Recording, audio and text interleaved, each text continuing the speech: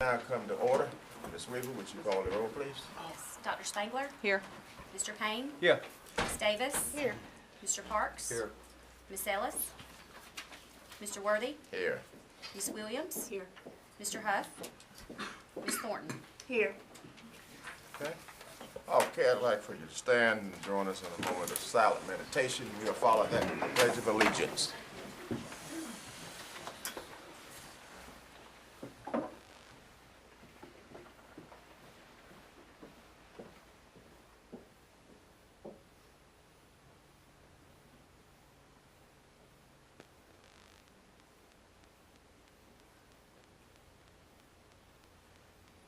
Thank you. Pledge allegiance.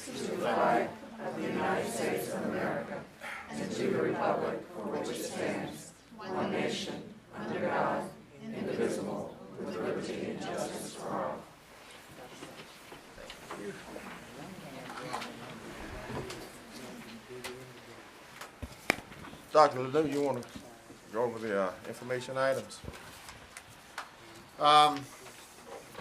Just an FYI, our meeting's a little bit different tonight, obviously, because we don't have our work session. So we'll do the majority of our work today during regular session. Information items, we had CLC SPLOS monthly report. Is there any questions on the monthly report?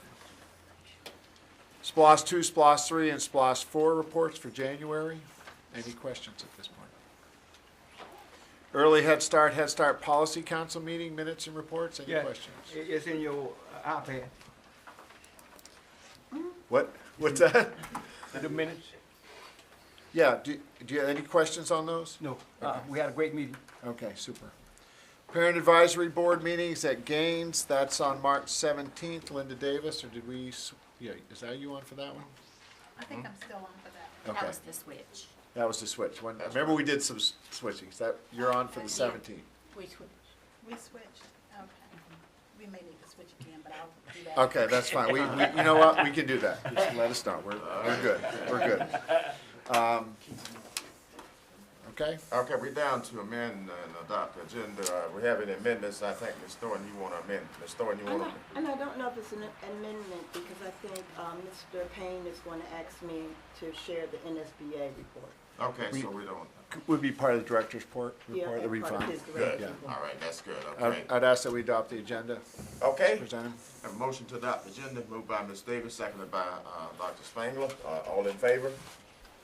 Thank you very much. Motion passed. Okay. Recognition of achievements and awards. Anissa? There you are.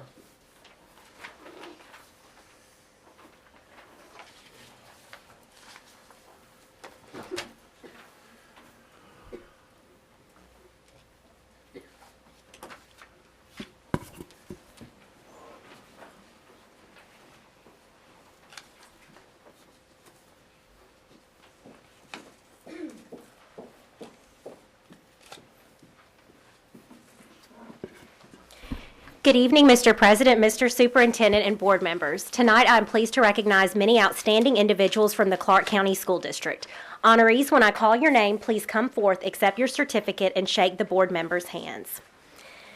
First up tonight, we will observe Board Member Appreciation Week. Each March, our school district participates in Board Member Appreciation Week.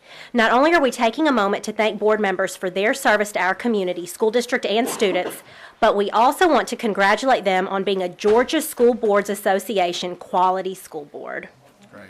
Sometimes we can get caught up in everyday business, but we want to pause and say thank you. Thank you for volunteering your time and efforts to the Clarke County School District. The countless hours, emails, meetings, policy reviews, all of it goes back to ensuring that we provide the best possible educational experience for our students. We appreciate all of you and congratulate you on your well-deserved honor of being a quality school board. Let's see. We have certificates. Why don't we do this? Stay right there. Oh, Let's have, All right. we'll come and shake your hands. All right. Right. That's good. Everyone, Larry, we will. Dr. Lou respecting my age.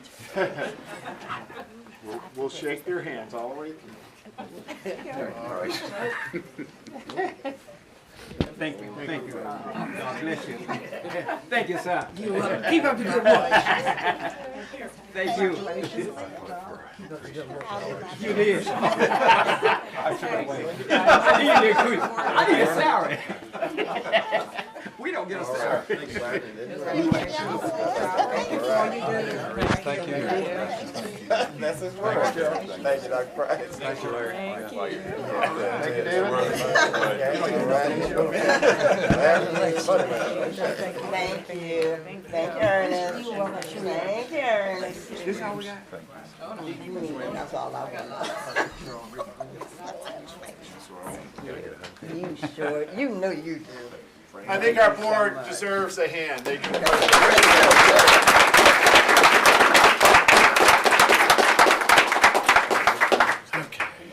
This is pretty too. Yeah. And you can all have a seat now because next we will recognize our MLK winners. And first we will show the video of our annual Martin Luther King Jr. I Have a Dream contest winners.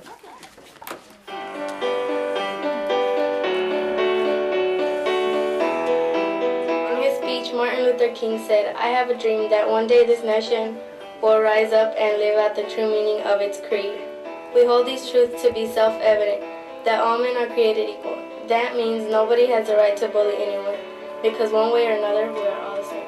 I can play with people that look different than me if we all are nice to each other and we all are fair, we can live a better life."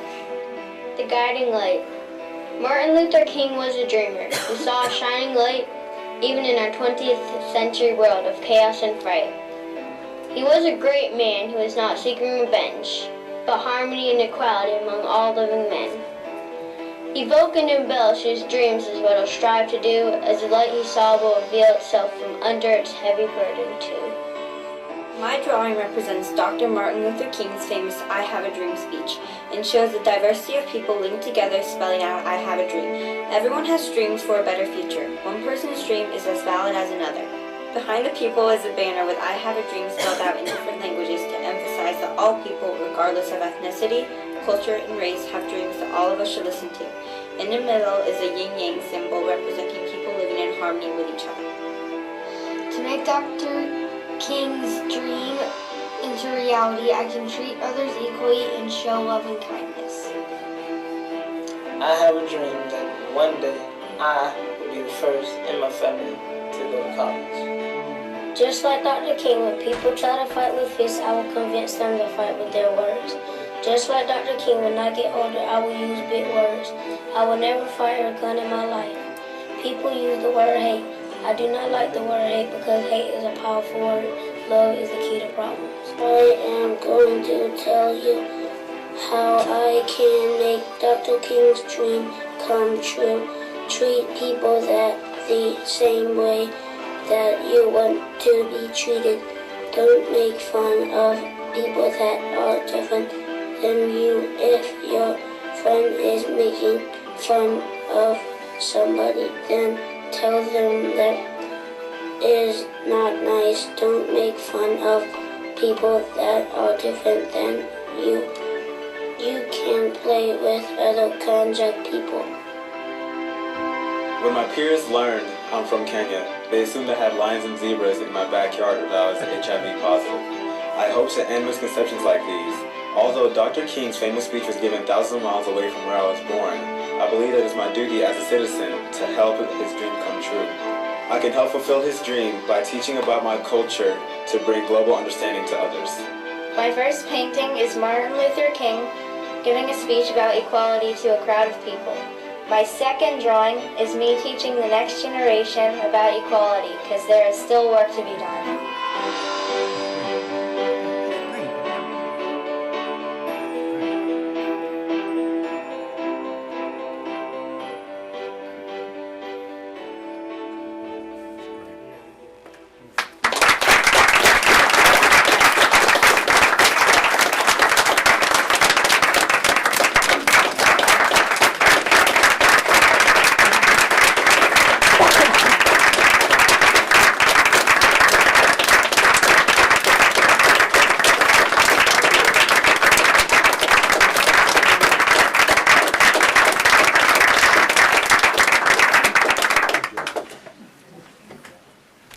And tonight we will recognize the winners of the contest. That video premiered at the University of Georgia's annual Martin Luther King Freedom Breakfast to over 400 people in our community and state.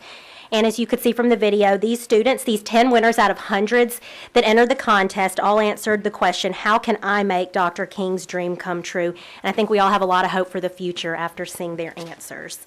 So tonight we will recognize the 10 winners. First, Daniel Arzabe from Barnett Shoals Elementary School.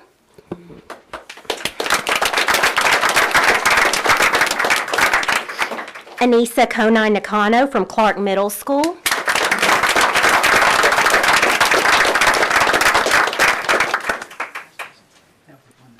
Anna Gay from Barrow Elementary School.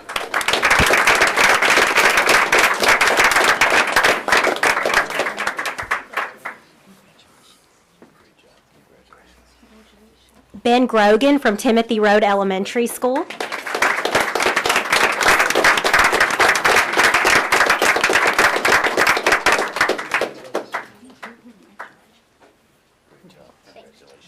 You did a superb job, young man. Callie Koch from Timothy Road Elementary School.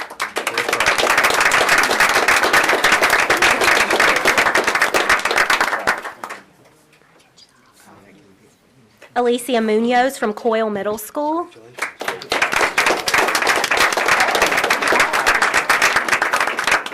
Shardarius Neal from Cedar Shoals High School. Clyde Narogi from Cedar Shoals High School.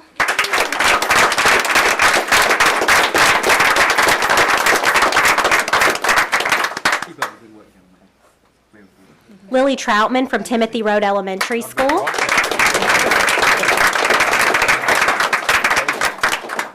And DJ Walker from Winterville Elementary School.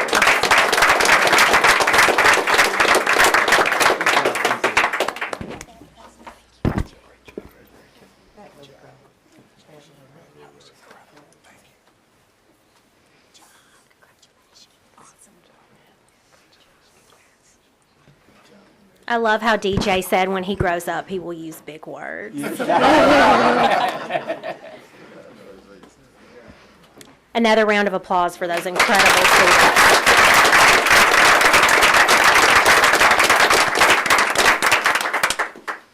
Our next recognition is for the Cedar Shoals High School Band. Right before winter break, 8 members of the Cedar Shoals High School Band traveled to Norcross to audition against 600 other students for less than half those number of spots in the Georgia Music Educator District 13 Honor Band or All-State Band. 5 of our students at Cedar Shoals earned a position in one of the bands. One of those students could be here tonight. Michael Barajikian from Cedar Shoals.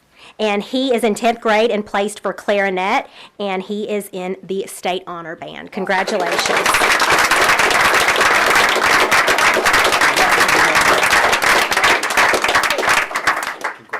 Was anyone else from the Cedar Shoals Band able to make it? Okay.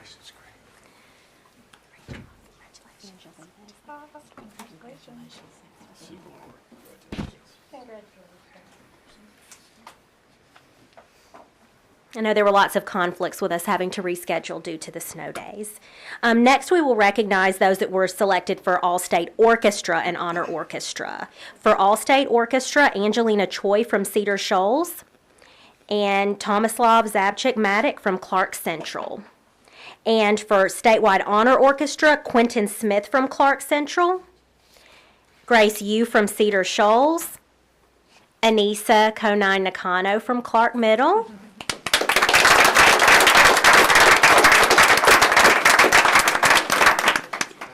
she was the only middle school student to be selected. And, of course, Andrew Gaskins, the director from Cedar Shoals High School. Thank you.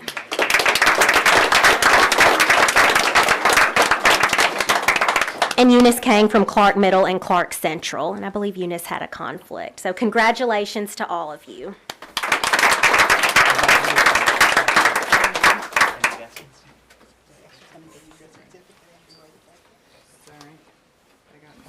Towards the Sorry about that.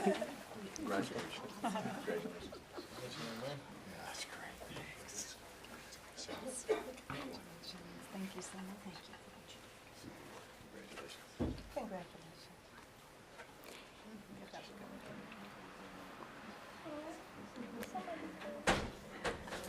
I'll find out. Next, we will recognize the Georgia Stock Market Game regional winners. The winners of the Georgia Stock Market Game are Clarke Middle School's very own Dollar Bills team.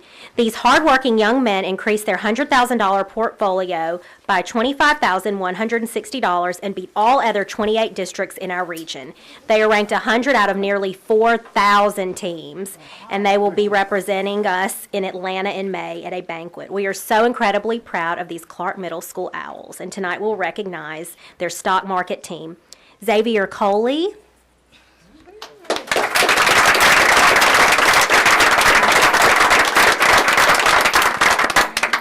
Juan Rodriguez,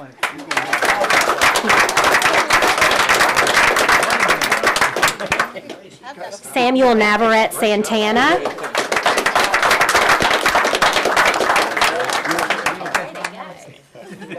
Edrin Summerhour,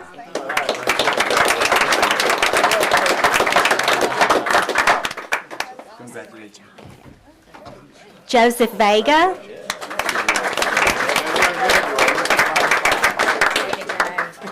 and their advisor, Terry Jansen. Thank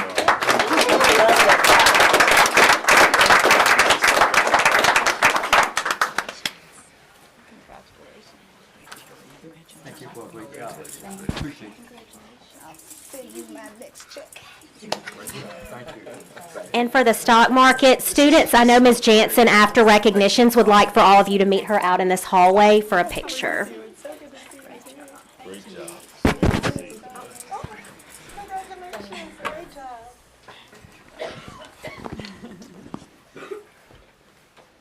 And finally, we have our 4-star employee awards. The first is Abby Alexander from Winterville Elementary School. Is Ms. Alexander here? And I know that Jen Davidson from Cleveland Road Elementary School was unable to be here tonight. Sarah Purpaul, is she here this evening?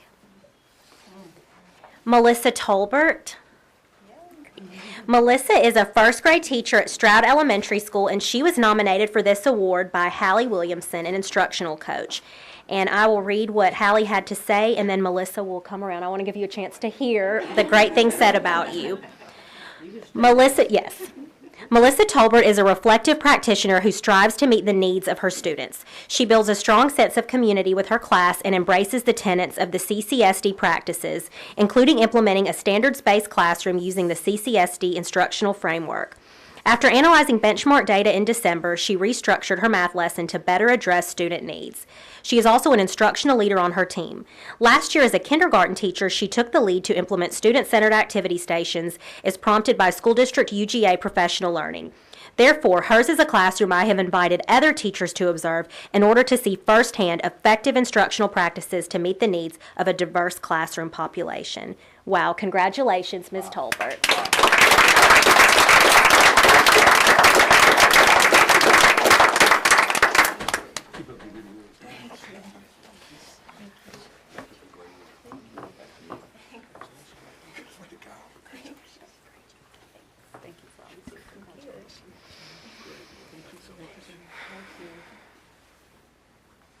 Again, congratulations to all of our honorees. You represent your school district and community so well and make us proud to be CCSD.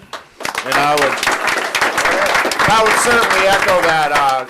It's what a powerful night, and powerful night for the video and all those who made that special video. We got just lots of great feedback and should have of just how great our students are, and that shows up over and over again, and it shows up over tonight with all of you who have done tremendous things, and you make us proud every day.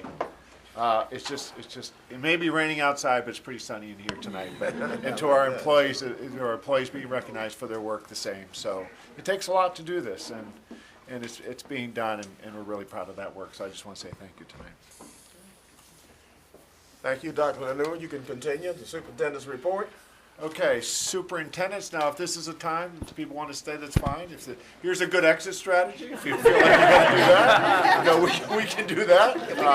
How's that? So you won't feel awkward. It's okay. We'll give a couple. Since you're not saying anything, they would have stayed. Yes, it's still not sunny outside. No. Yeah, it might be getting rainy. Where you said that. I just want to thank you for your young man. He's so extraordinary. Yeah, keep up the good work. Why did you decide to come to Christmas? Usually in Sandy Springs, right?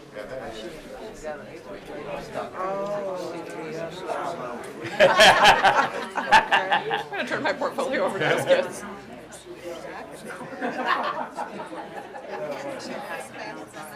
Okay, that's fine. Okay. Yeah, I can do that. So we'll have to have a call.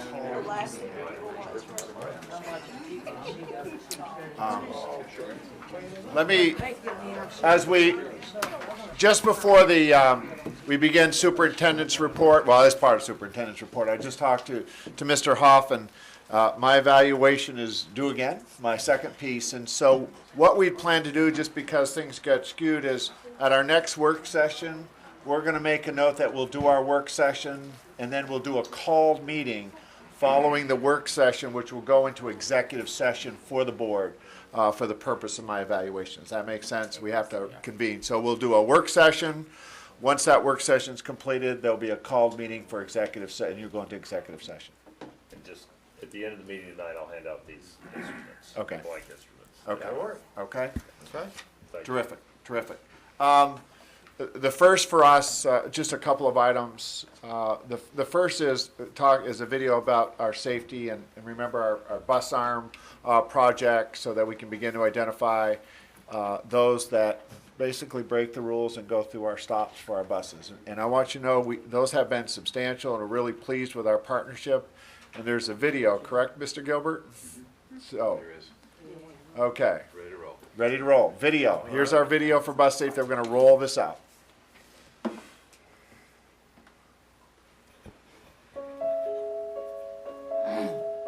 In 2011, Georgia led the nation in fatalities resulting from school bus stop arm running. Georgia law states that a driver meeting or overtaking from either direction of a stopped school bus, which is operating the alternating flashing red lights, is required to stop before reaching that school bus and should not proceed until the bus has resumed motion or the visual signals are no longer displayed. If there is a physical median between a stopped school bus and oncoming vehicles on the opposite side of the median, those vehicles on the other side of the median do not have to stop. However, if there's no median separating the bus from oncoming traffic, all vehicles must stop. To help fight the growing problem of school bus stop arm running, the Georgia legislature authorized school districts to deploy cameras on the side of school buses. In Clarke County, we have done surveys for the last several years, and we have realized through those surveys that there is a problem of violations in our county. We are averaging anywhere from 348 to 380 violations per day with our school buses. Clarke County School District has partnered with American Traffic Solutions to bring its patented Crossing Guard school bus stop arm solution to its school buses. Once the school bus stops and the stop arm is deployed, Crossing Guard is activated. If the camera senses that a violation has occurred, it records the event and securely transmits it for processing. After an initial review, law enforcement verifies that a violation occurred and then issues a citation. Fines for photo-enforced school bus stop arm violations are non-criminal traffic infractions. These are civil penalties. No points are awarded, and the violations are not reported to the vehicle owner's insurance company. A trained certified police officer will review the photographic evidence. If he or she determines a violation exists, then a citation will be issued and mailed to the violator. It's our goal that every parent driving a vehicle in this town, in fact every adult driving a vehicle in this town, when they see the lights on a school bus, when they see the stop arm extended, that they stop. That way we reduce accidents, and that way we reduce problems for our kids. For us, this program is entirely about safety. It's about our kids leaving our bus, going to their home, and not worrying about what's going to happen to them when they're crossing the street. And so first and foremost, and the only reason we're doing this program, is to ensure the safety of our children.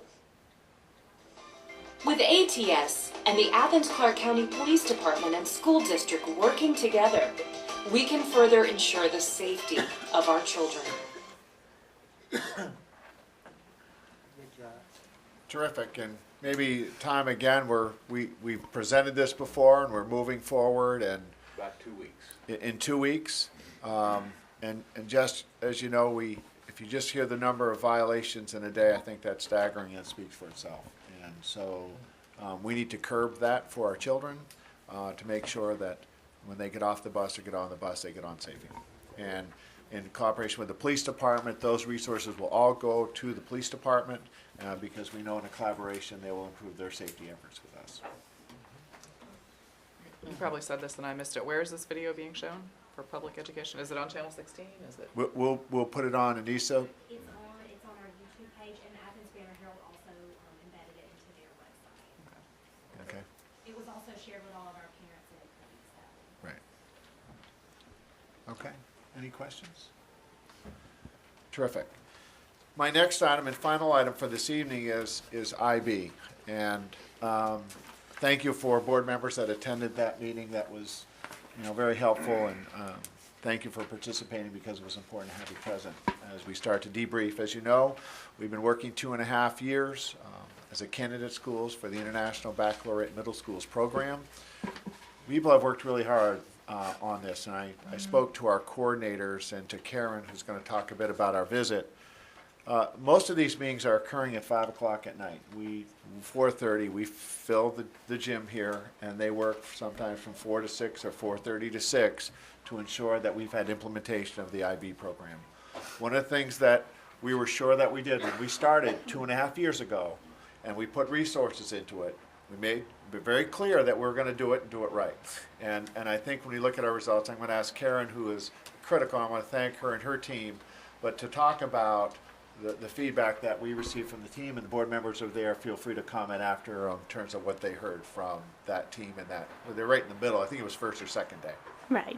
Okay. And as you know, kind of our IB journey, as Dr. Lanou pointed out, was over the last 3 years, and kind of the final step in that process is our application for authorization and having a verification team visit, and the West Side had their visit this past week.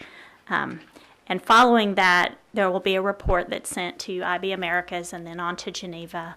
And it will be, within that report will definitely be some commendations, some recommendations, and perhaps some matters to be addressed. And any of the recommendations are things that we just need to work on and grow within the next 4 years.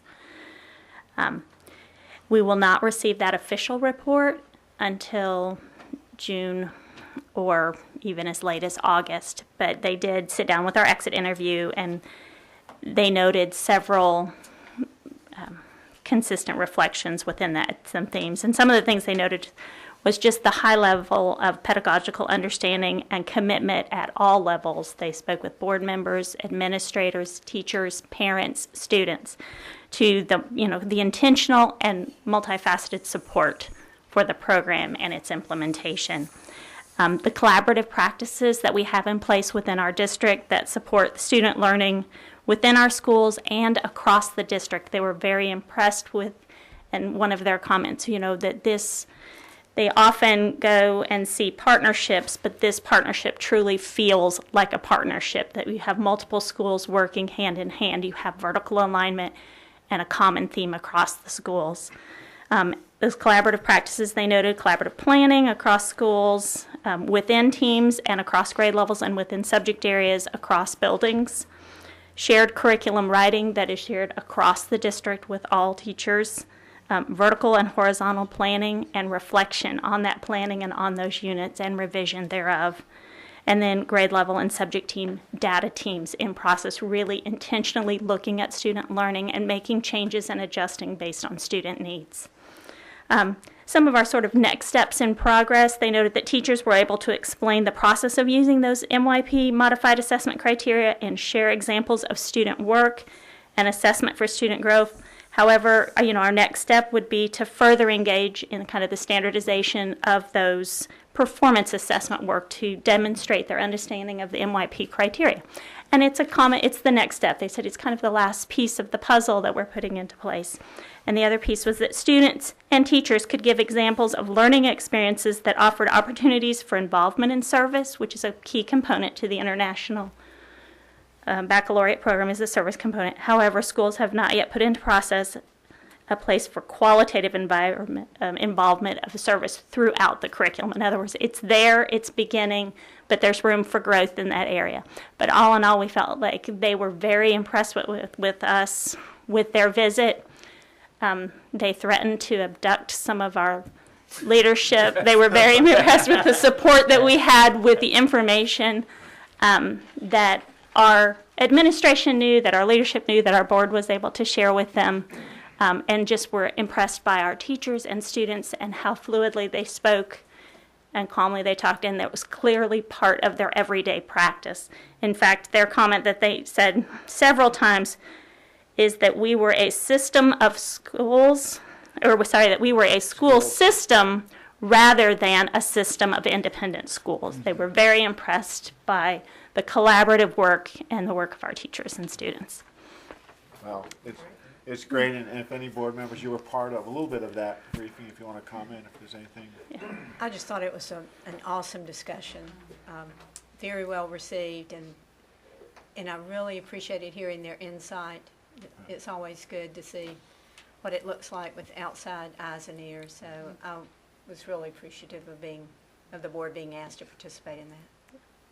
I appreciated the response because I'm a good listener, believe it or not. And I was watching as we were responding and interacting with them. There was just absolute credibility in everything that was said. And the nonverbal communication was just very powerful in terms of them showing support. So if that's any indication, you nailed this. So I'm looking forward to it. I just appreciate it. It was wonderful.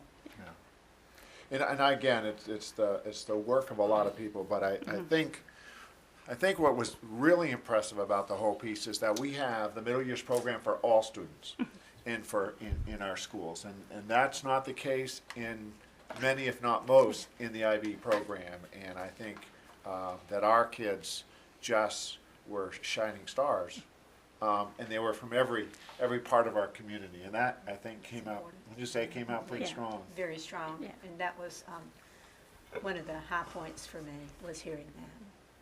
So, and Karen, to you and your team, really quality work. And to be truthful, it comes to all of our coordinators, our principals, our teachers, our students, our parents that support our every day. Yeah. And thank you. And as you leave, just in wrapping up though, remember, 3 years ago, we made that decision. We put resources.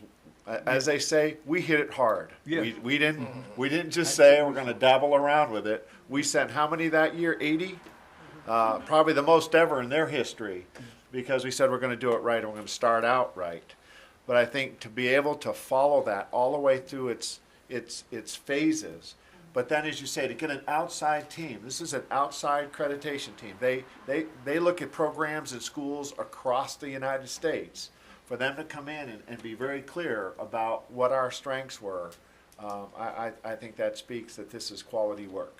This is not just inside out. This is outside looking in, saying this is good work. And isn't there do I remember them saying, or somebody saying there's going to be other opportunities for board members to go visit and have input? I think every board member should try to we talked about training, that we're going to look for some opportunities that you yourselves could actually be involved in some of a training session, and we're looking at some dates and opportunities for you to do that if you're interested. Correct? Okay. All right, thank you. Thank you. It's excellent. It's a good day. It's a good day for Clarke County Schools. And that ends my report, President Worthy. Okay, our next item, board reports, Mr. Payne, GSBA District 11 Director's Report. Yeah, District 9, Ovita Thornton attended the meeting in Washington, D.C., and it used to be FRN. I don't know, they changed the name of it now, so it's a different And I went there for 30 years and it was FRN, so I don't know what it is now. I would like to say, I really felt kind of uncomfortable without Mr. Payne or somebody being with me, but I got in the groove real quick. And Mr. Payne, I don't know how many people asked about you. I started just losing count after a while, but everybody knew you were not there. So, but moving on, the FRN is now the NSBA Advocacy Institute. And it was a little bit different from when I went before, but I think the information was good. I'm not going to go into much detail because I think I left information at everybody's station. The highlight was HR Bill 1386, which NSBA is promoting for basically, it's in one of your pamphlets, Yes. but basically giving more authority to states and local boards and not be so tied down with regulations from the federal level that we cannot fund all those unfunded mandates. That is kind of the way they're heading with that. Again, in the package, there was another one that I left with our attorney on the legal advocacy piece, and we never think about that, but there are some changes by U.S. Department of Education and OCR, and some of them could have negative effects as far as cost and monitoring. So I left that for the attorney. He can kind of glance at it and keep an eye on those issues that are coming down the pike. Of course, if you say Advocacy Institute, who are we advocating with? We are all supposed to try to meet with our congressmen. And I had the privilege of meeting with Congressman Paul Brown. And our point was to talk about the federal cuts, unfunded mandates, and his resolve is to end or shut down the Department of Education, U.S. Department of Education. That's his response to how we can get funded and get more money locally into the community. So all I can say, it's an opinion and it's an idea. I have no thoughts on that. It closed out with Reverend Bernice King giving a closing speech. She was awesome, very inspiring. And I think it was a good way to end the event. One thing I did run it by our legal person, law enforcement person. There was a flyer, and actually this is yours, David. It's the last sheet in your package. It's called 3 Minutes, and it's a response system for where police can look into your schools if things go awry, if something happens with all the shootings that we've had. I made sure that I got this clear. We have the capabilities for this program, and it's free. And I brought that, and I'll shift it back down, but it's definitely something we should look into. Can I ask you to tell them what you told me? Yes, ma'am. We don't really have a specific program, but our system that we have in place with our CC cameras gives the ability to access them from remote locations. So we do have that ability, and there are no additional fees for a particular program. We just access it to view anything that's going on or real time of anything that will be going on at a time of an incident. And if I had to make a recommendation, I would like for the for Dr. Lanou to look into that. I think it would be most fitting in this climate and at this time. Thank you. And the last thing that I remember, since it was all the way in February, was that Comcast in some districts are working with school districts with free internet for families. And I think we had, and I know we don't have Comcast here, but maybe if we look at what that program or that budget looks for somebody else, maybe that's something we could talk to AT&T about. I do remember there was a conversation about a discount rate for our students here, and maybe we could promote that. But I thought that was a highlight too, was making if we're going technology, we need to do everything we can to make sure people are connected. So that's my report. And we'll thank you, and we'll talk a little bit about that. But we have a discount rate with AT&T, and it's pretty standard. $14.95. $5 a month, and Charter Charter would not. would not. And so we'd love to look at some other options that I think of being creative. Okay, well, But that it's was a my good- yeah. report. Yes, I wish Comcast was here for that Yes. respect to help our kids. I want to thank Onita for going.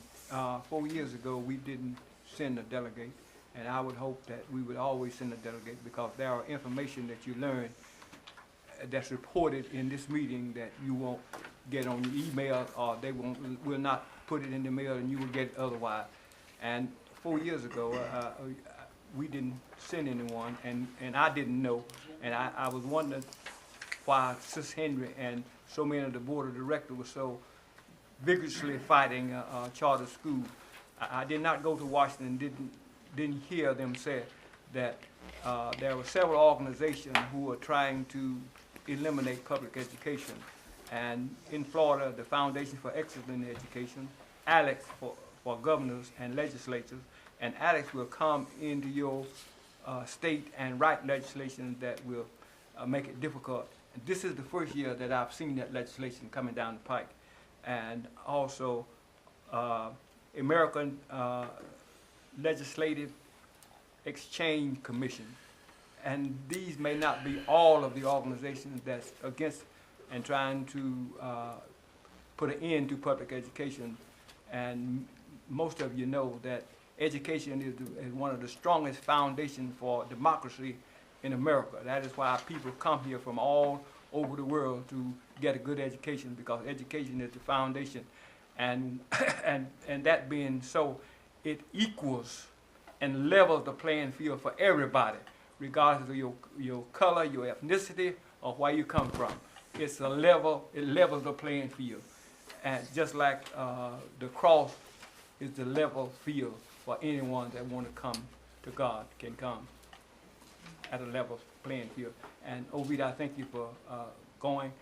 At one time, we had a board, and I hope we don't never get a board like that again, who thought it was robbery to send somebody to Washington, D.C. But I think it's very important that we go get first-hand information, and that we be amenable to helping them do whatever they can. It took us 4 years to get the unfunded mandate passed, but in 1995, as a grassroots from NSBA, I worked with the NSBA, and it was passed in 1995, and other legislation that I've been instrumental in helping them to pass in Washington, D.C. So it's, Ovita, I thank you, and I would hope that this board will never get so narrow-minded that we don't send somebody to Washington to get the information that we need in order, because, as I say, I didn't know that these organizations existed, because I love children and education so that I thought that people had to be out of their mind to want to impede the progress of education. But all I had to do was remember back to those plantations when they had slaves. And one of the things that was very disturbing for plantation owners was that there would be individuals trying to teach the slaves how to read and write. And if they were caught, many of them was beat and many of them was killed. And then there was other plantation owners who taught their slaves how to read and write because they wanted to advance them. So we need to be very careful that education is so important. It is necessary. And Dr. Lanou, I want to thank you and Dr. Price and our administrators and all our dedicated teachers for an excellent job for last year. And to see us on, you know, I'm the 11th district director, and to see Clarke County on the AP list, it made me feel real good. I stuck my chest way out, and I called Jefferson City, what's his name? It's an attorney up there. I can't call him now. Ronnie Hopkins. I called Ronnie Hopkins. I said, did you see this report? I said, Clarke County was on there. So I'm very proud of And more than once, for the record. Yeah. Just saying. I'm very proud of what the superintendent and Dr. Price and all of the administrators, we are making progress, and I'm just tickled to death. Thank you.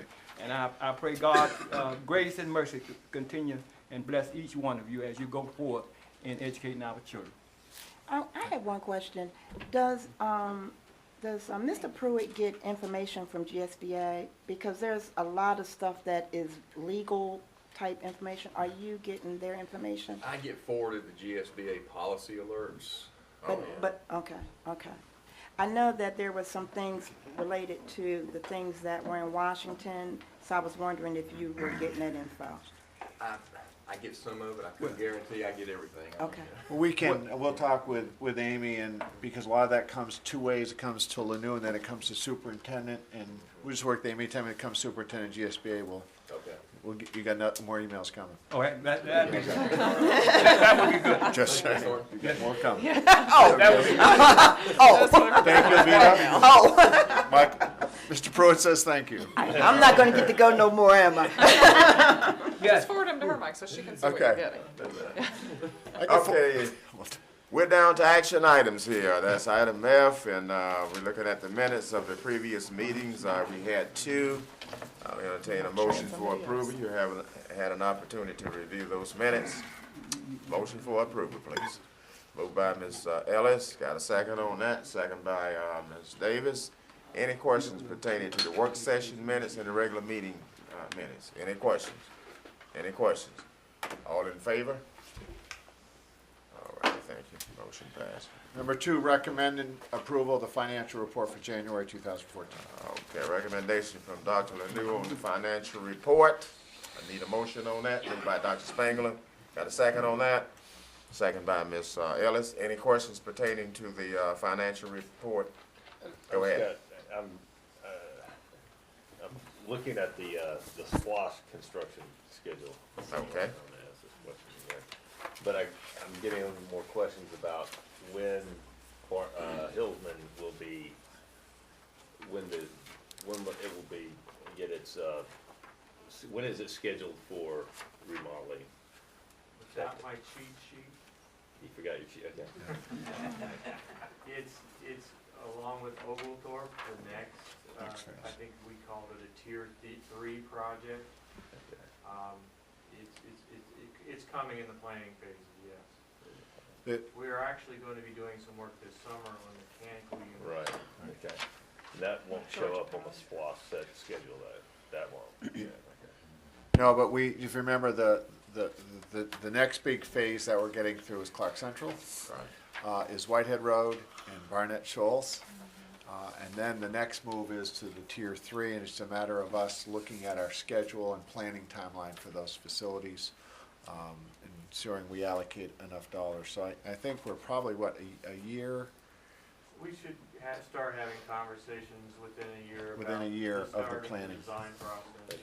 Okay. Start the design process in about a year, and then. Yeah, let us get an exact schedule, but we know that our projects will open in August of 2015. And so by that, we should have started our process well before that. So let us get a timeline before I just say a year. But it'll be starting before we open our new buildings. Okay, any further questions on the finance report? Okay, all in favor? Unanimous vote, motion passed. Thank you very much. Okay, Dr. Lanu, item 3. And I'm not going to read through all the policies and exhibits, but these recommend that they be presented for public review. There's quite a few, and by the way, there's quite a few minutes in discussion on these. So these were, there's a lot in these, so please make an opportunity to read these. But I recommend that those be presented for public review. Okay, this is a recommendation from Dr. Lanu to present these for public review. We need a motion on that. So moved by Ms. Fox, seconded by Ms. Blaine. All in favor? Can I say something? Go ahead. Sorry. These policies are concerning HR, which is probably the I mean, just such a huge deal because it's dealing with the largest line item in our budget and people. So if y'all will, please review them. It's really, Dr. Lanu and I have discussed this, it's really difficult for us as board members to review them because we don't practice this every day and we don't deal with that part every day, and so much of it has to do with that. But if you can, please, and offer any insight, that would be helpful to us on the policy committee. We discussed it extensively, and we really sort of feel like we struggled through it, quite honestly, because it's a really hard task, the HR stuff. And then kind of congruent to that, I guess, is that we are going to be hiring somebody new, but Dr. Lanu really wanted to have these in place and corrected prior to that, and he and I discussed that further, and I think he brought up a lot of valid points and concerns and about waiting until after somebody was in place. And so anyway, if y'all will please take some time to look through those, because all of us on the policy committee really felt it was a very difficult task, and there's more to come. So. Thank you, Ms. Ellis, for placing emphasis on that. We talked about that on Monday. Okay, any other questions? Dr. Spangler and then Ms. Payne. Could you point to a policy that you wanted us, I mean, several of them were reviewed and there were no changes, so I'm not clear on what. Sure, so, one was rescinded and. It was, well, we rescinded the sick leave bank, but,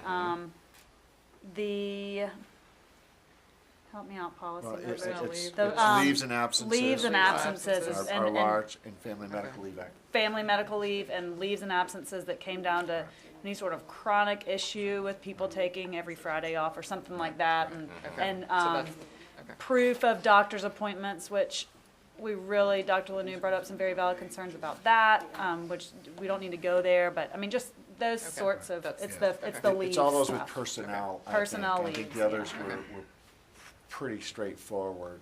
They were. But even if they were, well, I think we probably touched every personnel one. We did, and I did ask Dr. Lanu to lighten the load for us a little bit next time. It was a really heavy agenda last time that we didn't complete after 2+ hours in there. So, so anyway, he is going to do that too. So we are going to continue to go through these. So if y'all will just look through the HR stuff, it's cumbersome, and we would appreciate your input. I will, because the one, the GBRIG-E2, members, serious health condition, that's the one I'm concerned about. And I will get with Dr. Lanu and get with you prior, that's some things. Yeah, and I say That's with FMLA, Mr. though. Hardaway, Yeah, and well, who works with policy and so. Okay. That's some things that I think that we need to do that we are not doing. Okay. Okay, any other questions? Not, we ready? Did you consider, it sounds like you think that these need to be cleaned up before HR gets here. That's correct. Yes. And the reason why is that we looked at these and we want to make sure that we're aligned to law and regulation, and so we had to make some language changes. We also have to put these into a position that we start them logically on July 1. And I don't think if we have a new HR person that they're going to be prepared to dive into policy at the very beginning. No. And so these are, there's a couple pieces that are that are based on some principles that we have to discuss in terms of absences and whether you have some before, after vacation, or doctor's notes, and we talked about those in policy. But the others, many of the others, is just language changes that align to regulation, right, Mike? In That's terms right, of and some of them, for example, the one that Mr. Payne just mentioned, that's just adopting the federal form. It's not mandated to use it. Most employers do use it. Right. We should be, and we actually have been using it. We just need to get it into the policy. Right. So as much as it was a lot of work, it was a lot of work just trying to discuss where it gets complicated is we had to discuss what the federal regulations and then the state regulations, and that's just really complicated. And so that HR expertise that we're gonna bring on board is gonna be able to review all of these. And Right. Well, and Dr. Lanu's recommendations if necessary. correct. And one other point that he brought up is that the HR person coming in may not have an HR background in education, and that offers just a little bit of a a learning curve, because education's so different, and especially in that, as we all know, there is no real replacement for the teacher in the classroom when the teacher's out. I mean, there's nobody who can fill that person's shoes the same way that person conducts their classroom, and that's just such a hard thing with leave and absentees and of staff and faculty. So, which is unique in this industry because there are a lot of industries where somebody can step in and fill somebody else's shoes, and education is very difficult now. I think we did some really good work. It was hard, but I think we did some really good work. And as like all policies, we want to get these by July 1, but if something we missed, we'll go back and review it again and go back through the same process. And coming so up that's with one think about policies. doesn't preclude us from going back after the new HR person starts and reevaluating it again after that. So just keep that in mind too. But it's a big task. We will have some others that we believe have to have attention, especially if there's things that we have in policy that we don't do or that are obsolete, and we have a few items yet, and we want to make sure we want to take care of them. That's what I'm concerned about. I'm not concerned about the federal or the state regulation. I'm concerned about what we're doing as a school district for our employees. Right. That's the part that I'm concerned about. And there have been some things that we have not done that it's not a state or it's not a federal regulation that we ought to be doing as a school district for our employees. And I would suggest as we send out all of those policies, if a board member has questions or concerns, is to attend that policy meeting. If that's going to be a discussion. It was a rich discussion. They have it. Full. Okay, are we ready to vote? No further questions? All in favor? All right, thank you very much. Motion passed. Okay, Dr. Number 4, we have to appoint GSB delegate and alternate for the summer conference and delegate assembly. So, I will ask how we typically have someone to nominate a person, and typically that person then Mrs. Ovito Thornton. I will share if anybody else wants to go. Is there anybody else? Well, I'm a district director, so I'm automatically on that panel. So is this the one in Savannah? That's correct. Yes. Well, I plan to go back. Oh, well, you'll be the alternate then. Are you volunteering for that? We don't have to vote on that?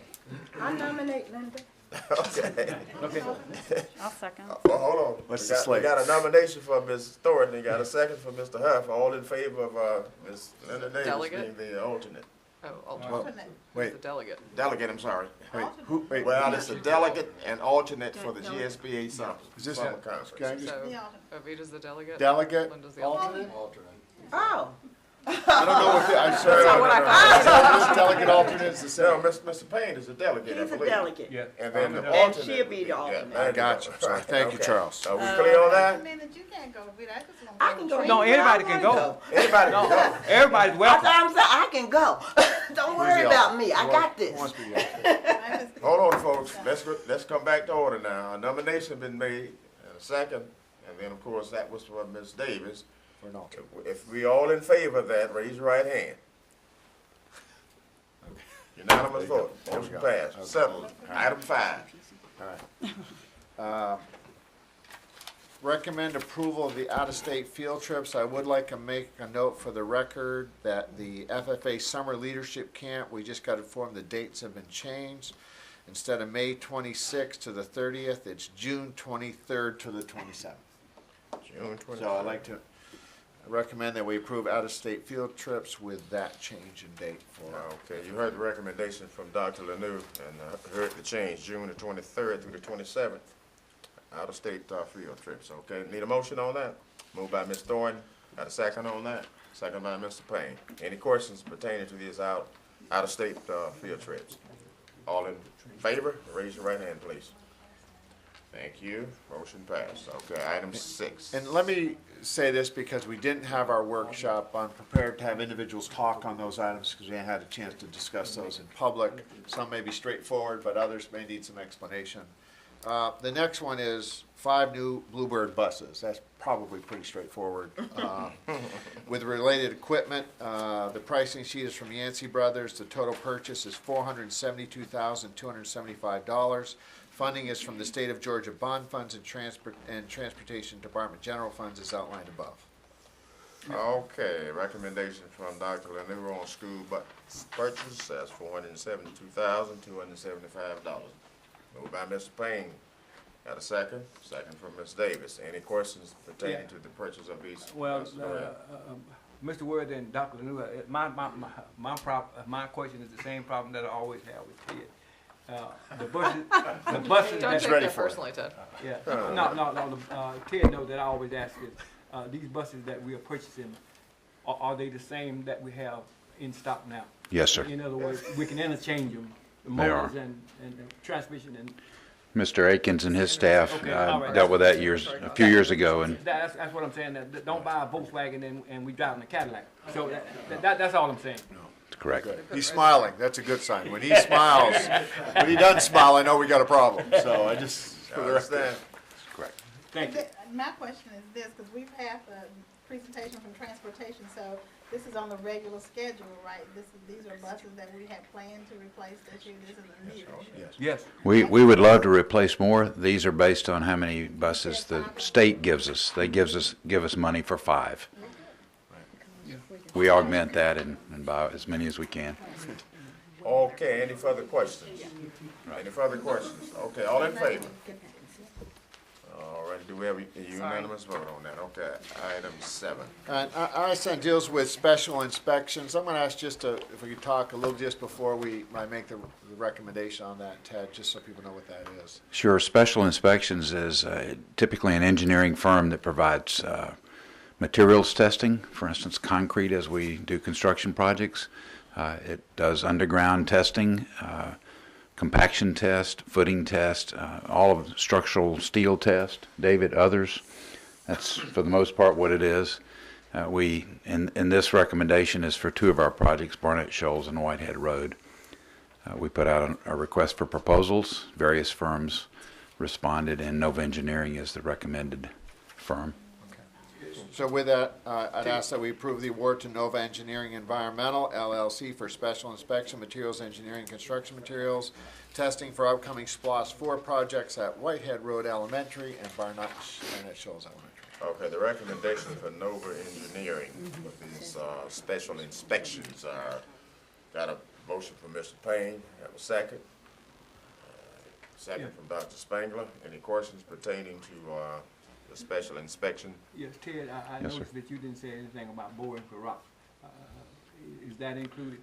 It is. You didn't call it, so I'm gonna always ask for that because I know it's plenty of rock in Clarke County. And we always do drill in advance where we're going to build. Any further questions?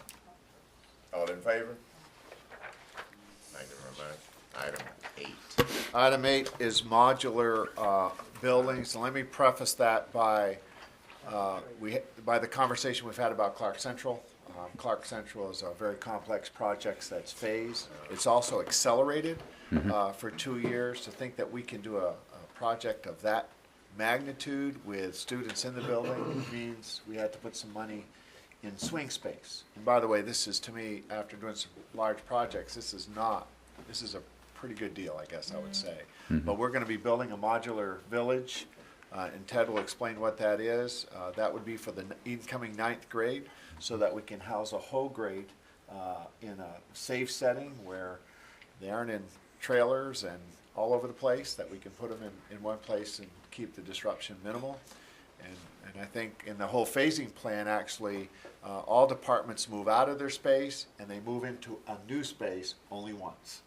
In some projects, you end up moving into a new space, then another new space, then another new space. But you come out and you go back in. But the only way to make this work is this. And Ted, maybe you can 13 explain. classrooms. David can speak to it much more than I can.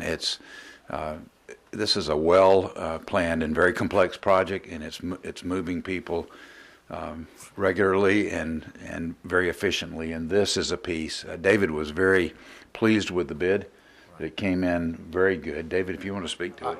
I would say the first estimations that we had in preliminary was somewhere in the vicinity of $700,000 to $750,000, in which I informed Mr. Gilbert, if that's what it takes for us to create learning spaces with the least disruption at high school, that's what we need to do. So Absolutely. The mandate was to do this well and to do it right. This is enclosed space. It should be very nice. But this is about half. Of Right.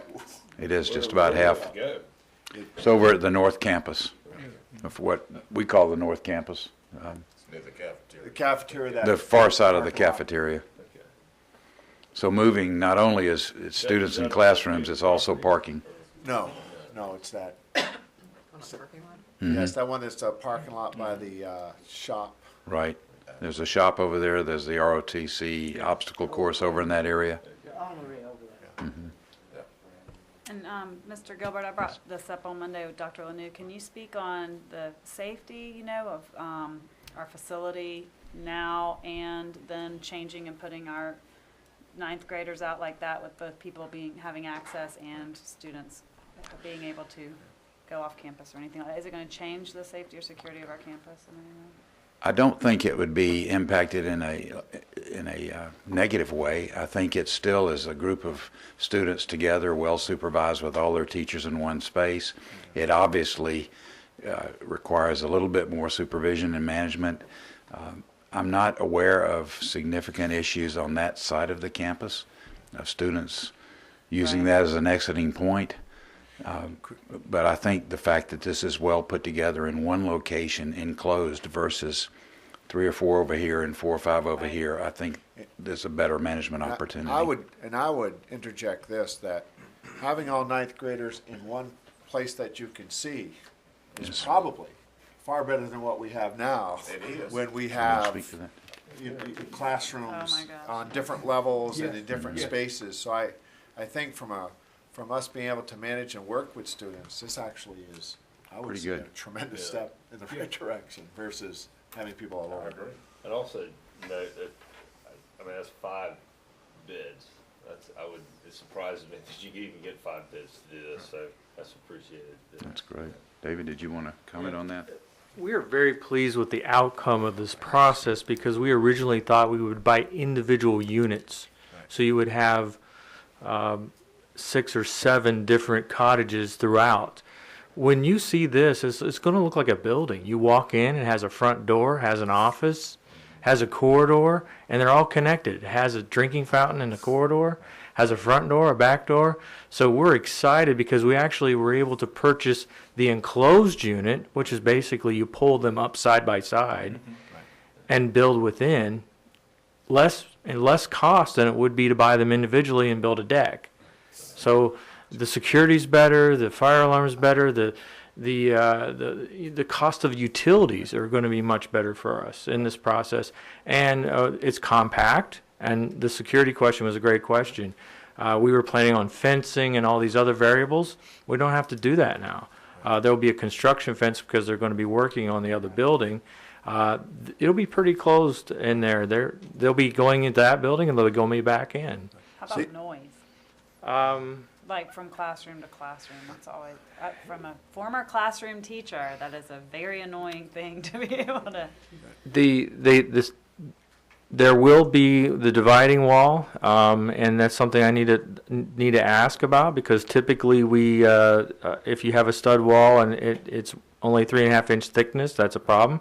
We can space that out just another 1.5 inches and get that. It's a vibration is what you're eliminating. So that's something really good to consider. It's a great question. But I would share that I would suspect and expect that these spaces will probably be one of the better spaces in the building, in the complex. Would be excellent. Yeah.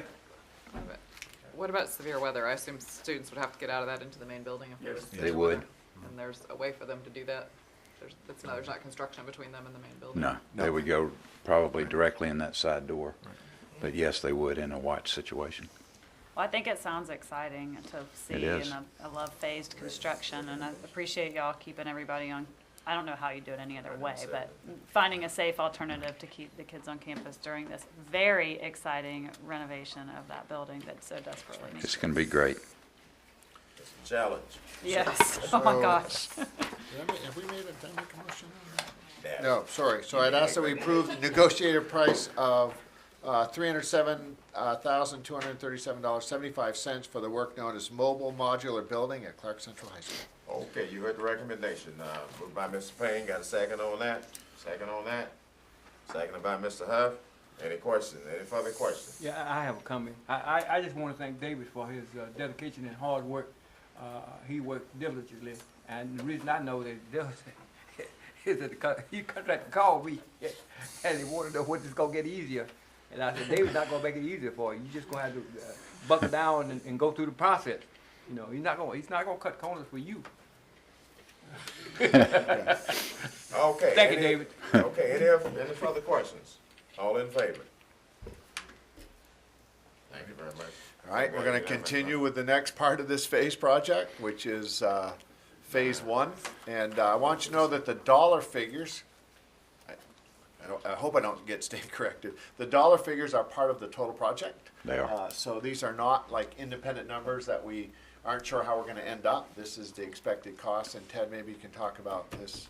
This is the first phase. We need to move forward with the project. This is the first step, and if you saw all of the steps, David's shared and Joe Dunnigan has shared the phase program, the complete one, and this is the very first step. This allows movement from the building out into a separate project, and that's the first step of this domino effect.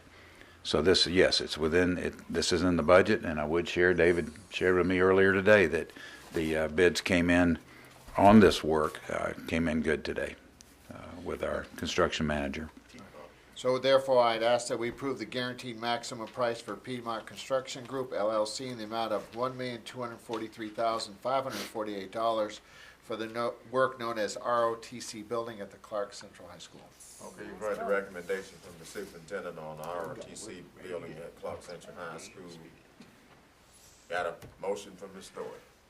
Got a second from Dr. Spangler. Any further questions? I have a comment.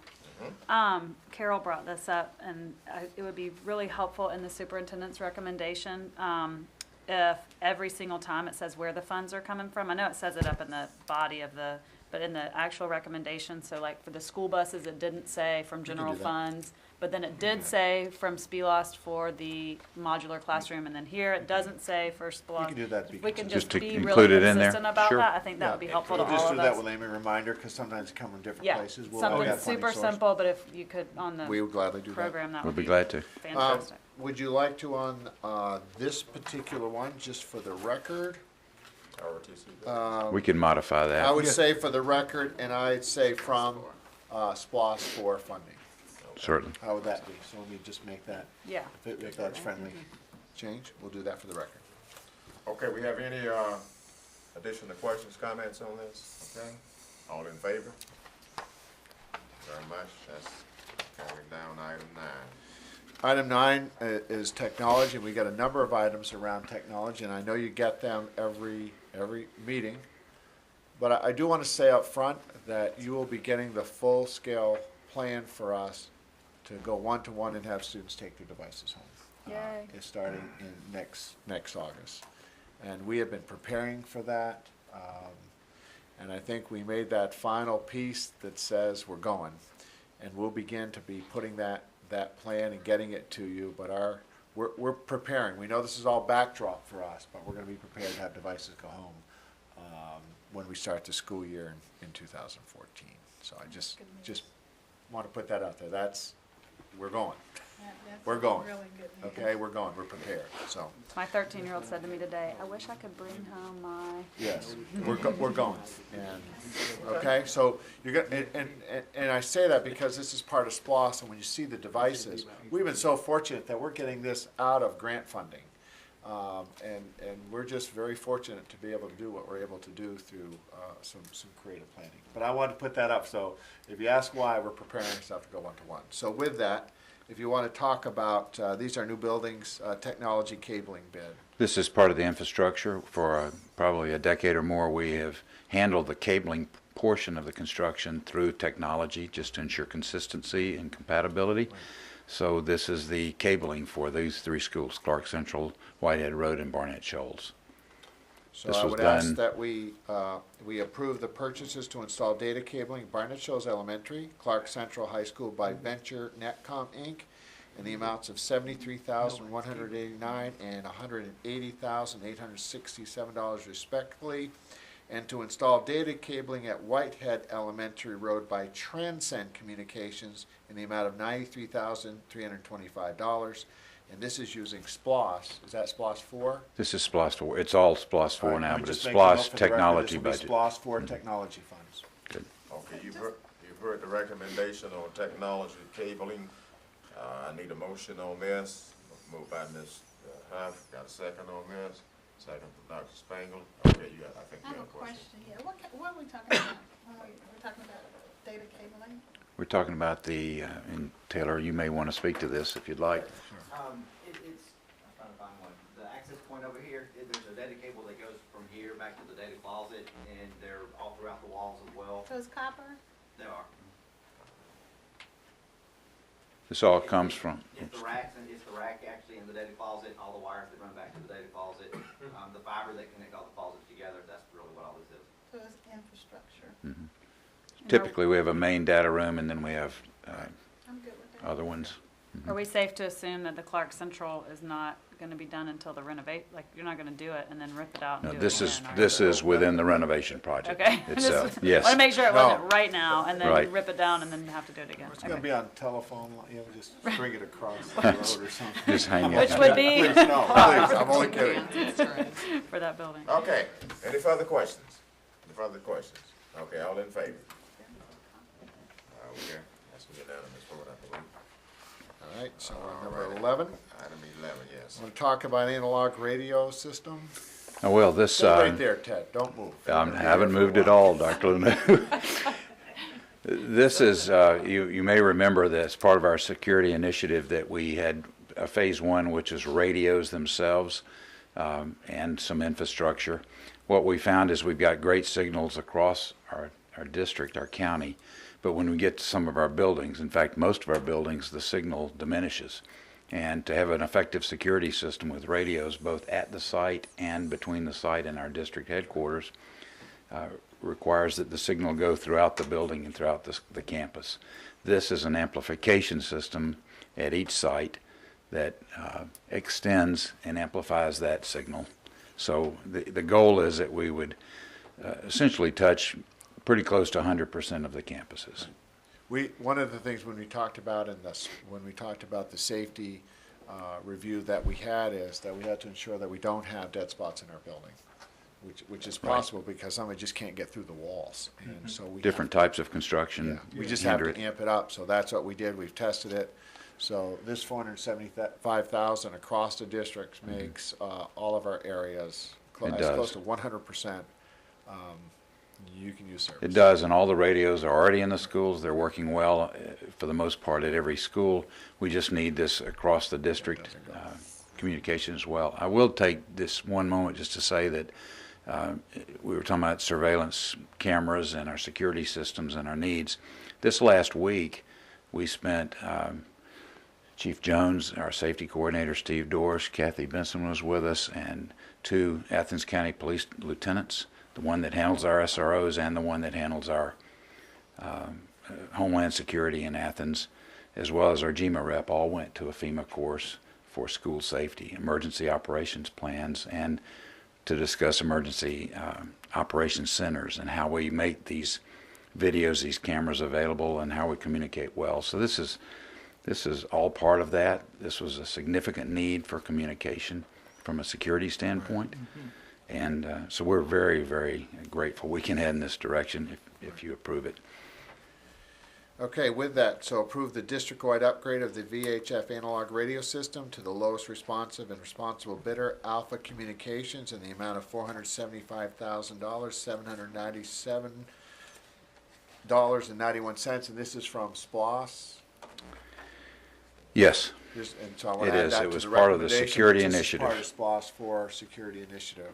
The board passed it, I believe, last September. Yes, we did. Okay, you heard the recommendation, moved by Mr. Payne, got a second on that, second for Mr. Huff. Any further questions on the upgrade of the VHF analog radio system? One more thing to just clear this up in my mind. Mhm. Well, this is a totally self-contained private network. Yes. So It is. Yes, we have our own. For each of power. our schools, right? Okay, I'm good with that. Okay. It's a great question. You got a question, Ms. Payne? Yeah. Clarke Central was built a long time ago and it's so strong and the walls are so thick. How do y'all, I'm asking him. Taylor? Yeah, Taylor, how y'all getting this done over at Clarke Central? This is really a Jim Gurley issue here. Sorry, Taylor goes. The amplifiers will work to help Clarke Central. Cedar too. Okay, well, no, I was thinking about Clark Central, you know, we've had so much trouble with the contractors, busting through those walls and the floor and everything. It was built a long time ago, and the concrete, the walls and everything is thicker than the new building that they built today. And so you all not having any problem. That's why we got it. They are having problems over there, that's why we're gonna put an amplifier. The Okay, amplifier all right. has been tested, and they have worked so far. Okay, all right, that's all. Okay, any further questions? All in favor? Unanimous vote, motion passed. Item 12. Item 12, this is part of instructional technology. We have Perkins funds. We had targeted that we would do devices. We'd have to give the money back, so we have an opportunity to purchase those for our ag program and add to our one-to-one initiative. So this is new laptops and carts for the Career Technical and Agriculture Educational Labs for $60,888. That's out of contractors from state purchasing. Oh, okay, that's your recommendation? That is. Okay. Can you restate that amount? Yeah, that's not the amount Did I- we have on ours. 60,000. Which one do you have? 65,951. Okay. There was an update. Oh, that's right, the Let me- addendum today. you sent. Yeah, let me explain what that was. I mean, as you know, devices, they're updating them sometimes within days. And for us, it's not the device. I mean, it's what you do with the device and what the device holds. And we've done Chromebooks, and we've done netbooks, and we've done Chromebooks, and we've done Lenovo's. And we're looking for the best pricing for any device that would do what we want it to do. And there's a new piece, and the price structure has come down. That's why we had a recent vendor that came in just within yesterday. And we have time to research it, and we found this is a better price. So if we can save $5,000, it's All right. a lot of times they change the numbers. It's pretty much the same machine, but different people will change a number on it. Makes it a little bit different. But we think this is the pricing on these was just was $360 each, and this is not for a Chromebook. This is for it's a little bit larger, I think, right, than a netbook. It's somewhere between a netbook and a laptop. It's actually the same size as a netbook. Is it the same but size, it's a this one? laptop. Okay. So these are $360, and so they'll have memory capability, which is good. So it's $60,888. That's right. Okay, all right. And we always include carts, even though if students take them home, it just keeps them where they need to be, and if we need to recharge them, if they leave them overnight, it's just a storage, and it helps. Okay. Need a motion? Moved by Dr. Spangler, second by you, Ms. Davis. Okay, any further questions? All in favor? Okay, I think it's unanimous. Let me just make sure look at this one, because I have 329,608 on this one. What do you have on yours? 334. That's another new one. What's that? Yeah, this is again, it's changed again because of the new devices and pricing that we got. This one comes out of the Title I funding source and flexible learning plan, which is still School improvement. yeah, school improvement. And again, this is gearing up. It's really going to complete the one-to-one, and we're looking at a one-to-one initiative for 9th grade next year in both of our high schools. So when our 8th graders go up, they'll be in 9th grade, and if we can get to 10th, we'll get to 10th. But this is in the amount of $329,608. It comes from Title I and School Improvement Flexible Learning Program, and these are also for the HP devices. Okay, that's your recommendation. That is. on that. Okay, need a motion on this. Moved by Mr. Payne, seconded by Mr. Huff. Any questions pertaining to purchase of new laptops and cards? Any questions? Go ahead, Dr. Spencer.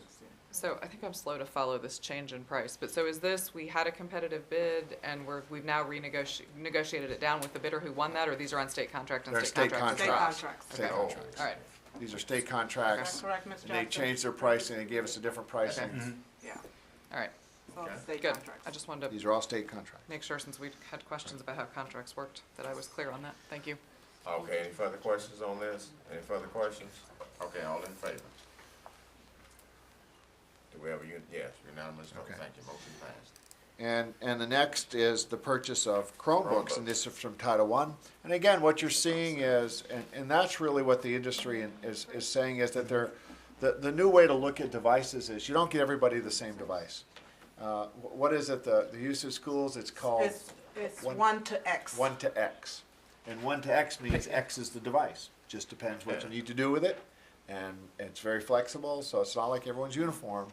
And some classes, Chromebooks work. Don't need memory, go right up to the internet. You have a number of applications that require Java. Right.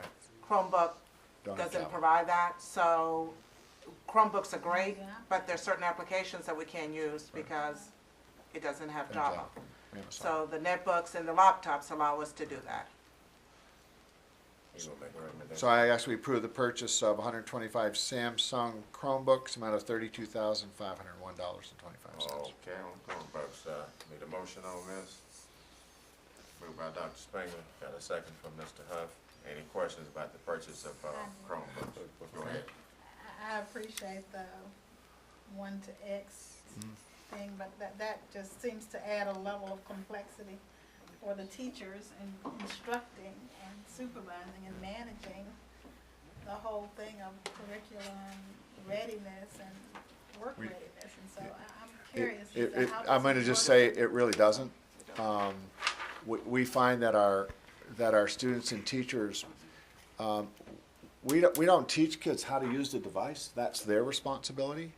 But they come in, and if we did that, our devices, every purchase could be a different model. It changes that rapidly. But we have kids in classes that use 3 different kinds of devices. iPads, and it's really not a problem. In fact, that's how students use devices now, is they use multiple. Sometimes you'll see them with 3 devices. If they got an iPhone, So they get really tech savvy with devices, but again, where's our content coming from? the content's all in the clouds, and that's where it's coming down. Our content is in the clouds, so any device can pull it down, and that's why we got Chromebooks. Chromebooks can pull down. It just doesn't Unless store. it's Java enabled, then you can't use your But- apples and you can't use, but- so I understand that, but again, you know how I like that plan, and I like the 1-to-1 that we're getting to, or the 1 to X, but I just let me just go on record as saying I have a concern, and let it go at that, because I don't think we can address that concern here. Yeah, I think and- that we need to address that concern. And I'm going to go on record as my recommendation is that the multiple devices has not slowed us down, except for the Java piece, and we're going to try to correct that. But kids have made adjustments, teachers have made adjustments, because it's changing constantly for us. I see the kids, they're really flexible. I'm not concerned about kids making adjustments at all. But I have tried to, as a teacher at Athens Tech, just to get past being able to get to my applications that are in the clouds, getting past Google versus Chrome versus Firefox versus Internet Explorer. I mean, just those basic browsers cause problems for us in our classroom when all of our machines are the same. I just want you to know, we have the LOR that we're building. It'll pull down data that's very different. That's where we're storing our content. We have that in Angel. And, So, again, our issue is just I guess what happens is ours have not been Converging technology. insurmountable issues for us. I agree. I'm not saying it's insurmountable, I just have a concern. You used the phrase there, yellow wire, did I hear that right? LOR. LOR, sorry, LOR, Learning Object Repository. But, thank you. Those plans they showed us last month or a month before that. And I would just say is that I think we started, just as you say, to try to be really consistent with our devices, and found they just changed so rapidly that we. And they will. And they did, and we just And lost, so the we ones just that we lost, just you bought know, are we just obsolete, lost, we right? just lost it so quickly that we said with kids, here's what you have. So are we gonna walk away from Java because it seems to be a problem? No, we can't. We can't walk away from Java because there's so many programs that we So use. how many do we have to replace because of that handicap? We don't have to replace them. We just have multiple devices to use. So for example, the Chromebooks, if we want to do online testing, we can't use the Chromebooks to do online testing. So what happens is we then revert to a lab where we have to take kids and you lose instructional time. So if you have laptops, for example, that you can replace the Chromebook in order to do certain applications, like online testing, then you have that flexibility. That's good. So what it does is having multiple devices gives you flexibility for what you need to do as part of teaching our students. And I would say this, that I've been very reticent to make decisions based on our units simply on testing. Do you know what I mean? That we have many other applications that we use all day long. And so That's just an example. Yeah, but that wasn't mean, but I just want to let them know is that that's an example, but we don't, we make adjustments, as Dr. Price said. But we try not to make carte blanche decisions because we can meet all applications. So at home, when I get things here that I need Java for, I have to send them to my personal email and go access them from my desktop computer to download some of these things. So, I mean, I have that flexibility. It's very time consuming. And so again, I'm just asking, are we asking too much of our teachers to manage in that environment? That's the only question I have. We haven't found that, but doesn't mean it might not be there. Okay. Okay, any further questions pertaining to Chromebooks? Thank you. Not, all in favor? Gotta abstain on that one. Got one abstention here, Ms. Weaver. Okay, item 15. Okay, is partial reimbursement, approve the application, Department of Education for partial reimbursement of $89,783 through the high cost fund grant. All right. You heard the recommendation. Got a motion from Mr. Payne? Yeah. Got a second from Mr. Huff. Okay, any questions pertaining to this high cost fund grant of $89,783.15? Go ahead, Mr. Payne. Mr. Worth and Dr. Lanu, you know how I am about grant. I mean, I'm happy every time I get a chance to vote for a grant. I mean, that's money coming in that taxpayers don't have to pay. So this is taxpayer. All right, any Is further this a new questions? thing? I don't remember us doing this before. Yes, we do it every year. Yeah. So we have, for example, we have to provide transportation for students to go to Atlanta Speech School, or we have to provide interpreter for kids that have extracurricular activity. So we apply for this every year for a certain amount to get reimbursed for that extra cost. Okay. All right, any further questions? All in favor? Unanimous vote, motion passed. Okay, so now comes iPads. 16. And this is for Clarke Middle. I'm very lit. I'm just ready to come. But again, what we've allowed, though, again, is asking each school how they use it and how they use. This is their money that they have, and again, they're using multiple tools for different applications. Clarke Middle says they've got it. They've got them all and iPads, and so they have requested for their use in the amount of $28,236, and that includes 40 iPads and 4 cards. Okay, recommendation from the superintendent on the computer. That would be from Apple Inc., sorry. Okay, and that's what, $28,236. Okay, got a motion. Moved by Mr. Payne, we got a second on that, second from Mr. Huff. Questions? What is the flexible learning program? Is that That's for schools that are focus schools. okay? They're required to put in place flexible learning program for students that need additional support academically. And there's a criteria for that. Grant? Title.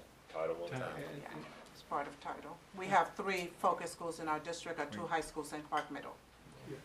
Could we put that in the recommendation of what's funding it? FLP, you mean? Oh, is that, so that we don't have to say title? Yeah. I have a question. It's in there. So again, this is Chromebooks again? No. iPads. Oh, iPads again. Yeah. Things that don't have accessibility. So you can't make the screen bigger or do any of those kind of things. Yeah. But what happens is, this is coming from the teachers Yeah, I hear you. that says this is what we think they need for their application as they move forward. I hear you. I just can't want, argue with them, but I just want to thank Dr. Lanu and Dr. Price and the administration for having these kind of programs for those youngsters who need this extra time. Because that's one thing that I'm concerned about is that for many of the youngsters who are not computer savvy as the others, that they get the proper time to catch up and to keep up. Right, and Clarke Middle is using it to purchase ebooks. And so with the ebooks, if you decide to send the iPads home, they can actually have the book on their device, and it's not internet dependent. So that's how they're using it with these students that are struggling readers. and this may be a motivator for them Yes. to have So the they have electronic. memory, and so they're downloading the ebooks and they have memory? At least they- Yeah. Okay. And, Find words for you and This- speak words. This is one. Linda, I tend to agree with some of the stuff you're saying about like if a teacher pulls the wrong device for their classroom instruction and doesn't access what they need, and then there's 20 minutes wasted of switching out the devices and grabbing the other one. So I do appreciate you bringing that point up for sure. I do want to, as a tangent to what we're saying too, that I was super impressed, and I was in the pre-K classroom this week in my son's classroom, and they had iPads, and I just thought it was really cool how not only the covers were super appropriate for a 4 and 5-year-old, but the styluses that they were using to practice handwriting on the iPads were chunkier, and it just felt so perfectly thought out, and it felt so appropriate for the kids and their ages, and it wasn't. So I was really excited. I just was like, wow. I mean, there wasn't a detail missed with that. So I was really And I am truly impressed. I am not opposed to iPads or Chromebooks or any particular technology, but I live this every day with my daughter who's losing her sight. And so I know from her iPad that we went out and bought so that she could see her email better. But that's about what she can do, but she still has to put it here. She can take my Windows-based application and click on the accessibility feature. She can magnify her screens and do extraordinary things there. We can't do the same things on both devices in my home. So I know with the two of us, and we've got all the time in the world to figure this out, I can't imagine a teacher having to make those gyrations and turn around. But again, if they designed a program that is supported by this, that means they don't want Java, because you can't do Java here. They can't do HTML programming here. So, I mean, the teachers just got to know that they've got limitations here, and I guess it's no different than when you bought a textbook that became obsolete while you were distributing it. But this is expensive toy. Okay, did we do anything with that one? Yeah, you did. All right, okay, okay, any further questions on this? We already have a motion and second. Any further questions? Okay, all in favor? Yes. Now, the next is this. Hold on, let's see. Linda, what did you do? Abstain or what? Abstain. Okay, well, you need to say it because abstain, I'm she is, sorry. taking minutes there, okay. 17, Okay, same thing, different funding source. striving. Okay, same thing, different funding source. Might as well just buy nooks. Recommend no. I just hope we go through the conversation. But thank you for the conversation. It was good. So again, I'd ask that we approve the purchase of 40 16 gig iPads with 4 carts, except this time it'd be from Striving Readers. Striving readers, okay, that's 28,000, same price. Okay, I believe it. They're that same price. Okay, all right, I need a motion That's on what- that. Moved by Mr. Huff, you got a second on that? Second by Dr. Spangler. Okay, any questions about this Scribe Reader's computer equipment purchase here? Any questions? Okay, all in favor? Okay, we got that extension here? Okay, all righty. Okay, 18. All right, let me talk about 18, and there's been lots of certainly questions about that, and I appreciate the board's feedback on my proposal, because I think thought we needed, since next week is break and this is around makeup days and et cetera. And as I said, this reflects exactly what I've asked you in terms of what I had recommended, and you at least preliminary gave support. I let teachers and staff know. What this means is that we had five quote, snow days, ice days, bad days, whatever, couldn't get in, at least for school. But we did get in one day for 248-day employees. So this recommendation modifies the actual work calendar, which means that all employees will need to make up 2 days out of those 5 days. And the other 3 days will not be made up. They are paid. Our employees work hard, and we're not going to bring them back for those 3 days. So that's what this recommendation does. For 248-day employees, they would have to make up 2 days. 1 day they did because they came in. I just had to modify the day. I had them come in on one of those days. We sent them home with the weather. And the next make-up day they would make would be Friday, next Friday, a week from Friday, which was a vacation day. It is now a work day for 248s. All other employees will make up 2 days following the end of school. And we would add 2 days. That would be professional days, training days for all employees. That would be my recommendation. Okay, you've heard the recommendation from Dr. Lenore on the personnel calendar. I have a motion on that. Need a motion, moved by Dr. Spangler. Have a second from Ms. Davis. Now, any questions pertaining to the personnel calendar, revised personnel calendar for 2013, 2014? Any questions? All in favor? Okay, I think we have a unanimous vote. Right, and I want to thank the board again for, I think this really reflects goodwill with our employees, and I thank you for that. Okay. The next is personnel recommendations, and what I'd like to do in this part, a little bit different, is I want to go through the job descriptions. Okay, so I want to explain what those are, and thank you for people giving me feedback on the associate superintendent, and please know that we can certainly modify at any point. If we feel that that job morphs into something else, we can certainly make additions to it as we see fit. But the first job description is secondary social studies and CTAE specialists. We're using some of the existing funding, so this is like we're adding positions, we're just rearranging responsibilities. We had said before that we had a gap in social studies, and we also had CTA where we had a full-time director before. What we're doing at this point, because we've really pared down our CTAE, this particular position would be really a specialist position. They would oversee CTAE programming at the middle school, the several programs at the high school, and Perkins funding. They would also, we're looking for a pretty talented person. They're also going to do secondary social studies because we didn't fill that position, and we feel we need to get some support for social studies. So it really is maximizing our resource. We went from a full-time director now to a specialist, which is going to have joint responsibilities.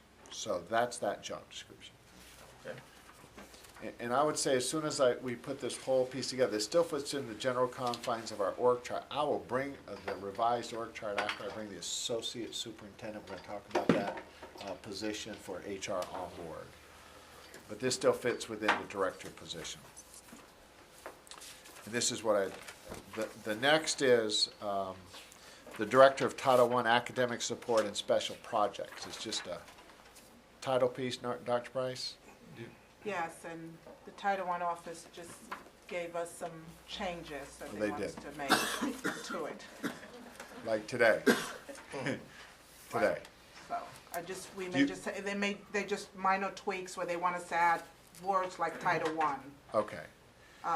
Indicator, everything, if it's a general statement, they want to put according to Title I. Okay.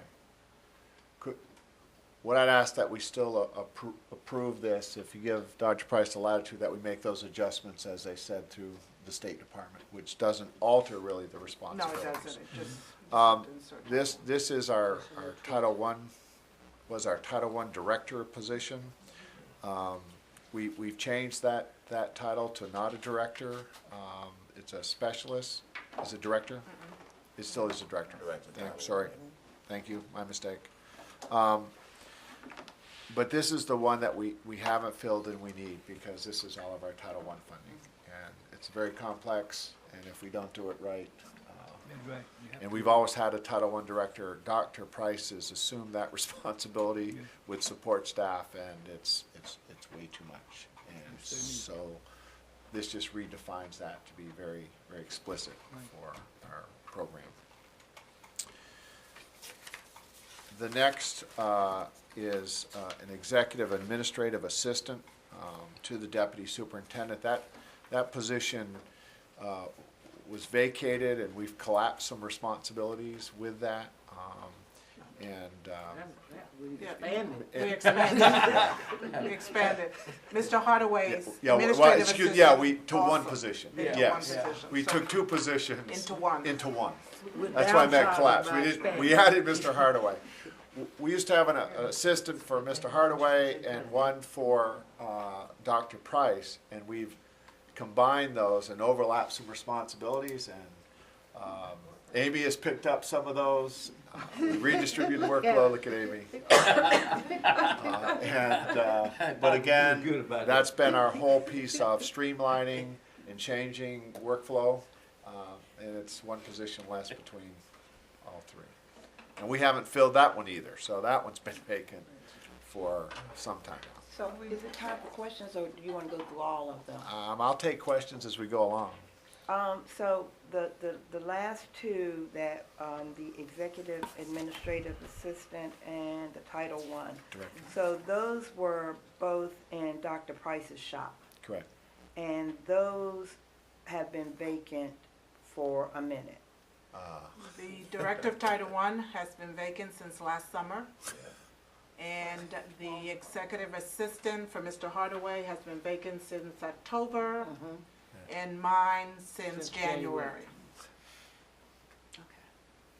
So the money's been there, we haven't spent it, but we need to put it back But in. those responsibilities have been taken on by others. Right, and we need to get us back in the line. Yeah, yeah. I think it's time to stop abusing your employees. Right. Somebody We're needs tired. to get an extra chance. Amy's begging over here. Totally agree. All right. And that's why it's important tonight to do these, because once we do this, we can post, and kind of at that point, we need to post. And then the next one is the Associate Superintendent of Human Resources and Student Services. That's part of the realignment I talked about last week. It still collapses several director positions that we don't have in HR, but it puts an associate superintendent with HR background over both human resources and added under Mr. Hardaway's shop and student services as we begin to build capacity in that aspect, and I talked about that at the work session. Well, my question on that one is, this person reports to you, Yes.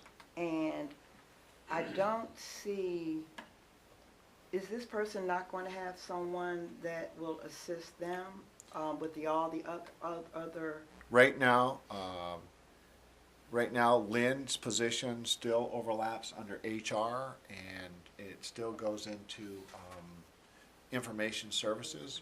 How those responsibilities, they may change. We're going to wait to get the HR person in, and then any changes, I'll bring that director. But Lynn would report to this person. That's what So I we- wanted to clear. It's Right. not, the way it's written, it doesn't sound like that, but I'm good. Yeah, I mean, it'll come out in, I think what I want to do with this is that it's going to come out in the org chart, and I wanted the new person to be able to evaluate, and then if we have to make changes in job responsibilities, we'll bring those to the board. So how does Ernest fit now? Under this person. You know what? He has- And I don't want to put a hex on it, because every time he says under this person, that something happens to that person, Ernest becomes that person. So, Okay. just for the record, we want to. But right now, it looks like this person is over the information piece and the social work piece. Would be over, would be information services, with Lynn Shop and part of Workman's Comp, some of those responsibilities, and then Ernest as the executive director would be, as I mentioned, under that person as well, which is all social work. So actually, when this person comes on, and you're going to allow this person to kind of work, have some freedom. to That's correct. structure, because I definitely don't think that all that needs to be done in HR, this lady would be, or he would be, without some kind of direct. Well, Ernest is here. What the heck? No, I mean, and Lynn's here, and what the person's gonna do is they're gonna evaluate how we organize our department, and if they wanna make changes, they'll make those recommended Okay, changes. that's what But I rather needed. than us try to say, well, we're gonna be this way and have you come in. Good idea. You come in. Yeah. And that would be the job to assess, our workflow with Lynn. Okay. I have a comment that I want to make on the qualifications, Dr. Lanu, on the qualifications for the human resource person. That the third bullet there, you said certification in human resources management preferred.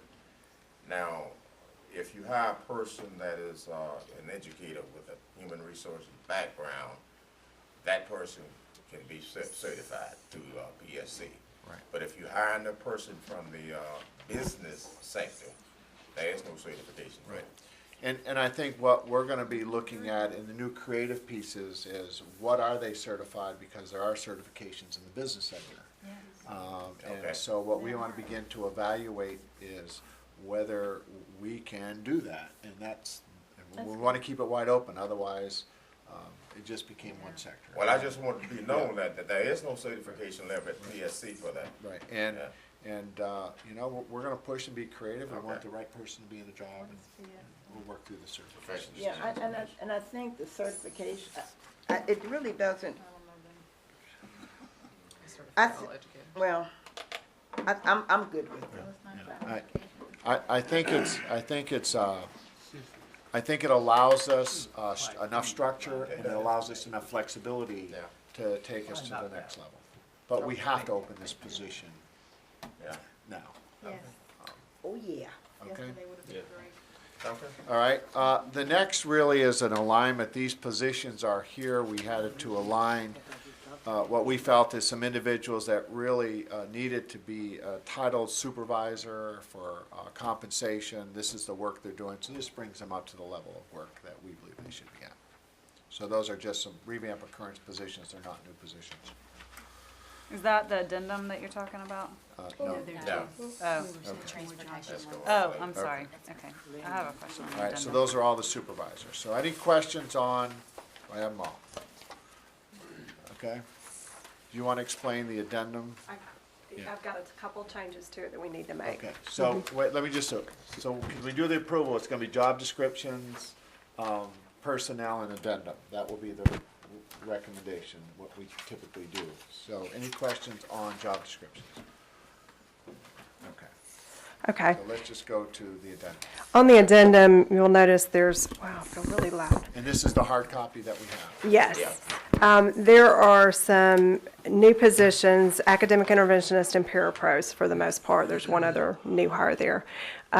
This was money, the academic interventionists are being purchased with Title I money.